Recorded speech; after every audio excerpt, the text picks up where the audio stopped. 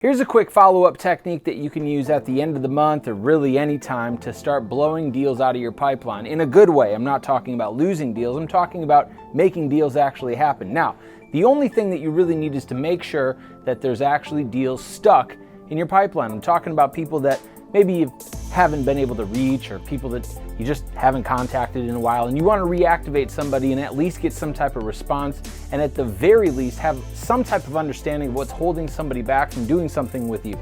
The technique I'm going to show you in 1 second is super basic.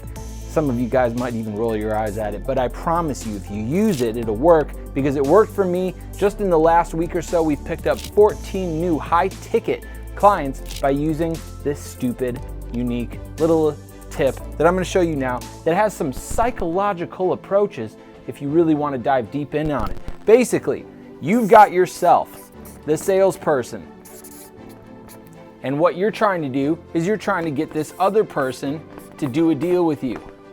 They can be bald.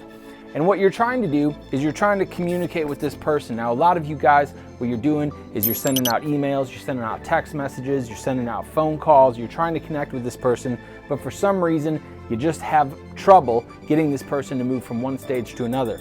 The thing that you're gonna wanna do is use some form of communication. I like email, text message, or a phone call for this, and you're just gonna say, I'm sorry. First things first, you're gonna say, I'm sorry, I apologize, it is my fault that you are stuck in this part of my sales pipeline and we've been unable to move you forward. The next thing that you're going to do is you're gonna ask a question. Where did I drop the ball? Simple question, right? You're gonna ask somebody, where did I drop the ball? Because what you're going to do is you're taking responsibility for the fact that nothing's happened. Now, obviously, it's factually incorrect that you would be the reason why somebody hasn't done business with you yet. It's obviously their fault. They haven't signed the contract, they haven't authorized signature, they haven't done whatever the formal next step is of getting a deal. What you're doing is allowing this person to communicate back to you that you haven't dropped the ball and it was maybe their fault. How many times has it happened to you in your life where you're trying to check out something online and literally you get a phone call and you completely forget that you were checking out? Or how many times have you scheduled a call, you were unable to show up to it because you had your kid's soccer practice or a meeting or something that popped up and then you had to go and then you just completely forgot about the meeting? It happens to all of us all the time.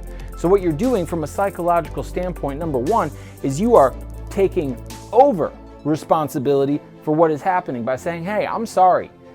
Obviously, I see you stuck in my pipeline. You've been here for over a month. You've been here for over a week, over a day, whatever the sales cycle would be. And by the way, I would like just a little bit of feedback. Where did I drop the ball?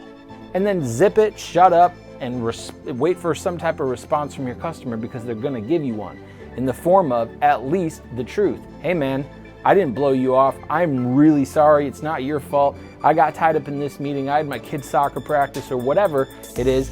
Or like it's happened to us 14 times in just the last week, people will say, send me the contract. It just got buried, it got lost. I was trying to do it, but then something popped up or whatever, and they end up actually cashing out on a deal. This is a super effective technique, super basic. Don't roll your eyes, and make sure you actually implement this here at the end of the month or anytime you're trying to get a deal from a prospect.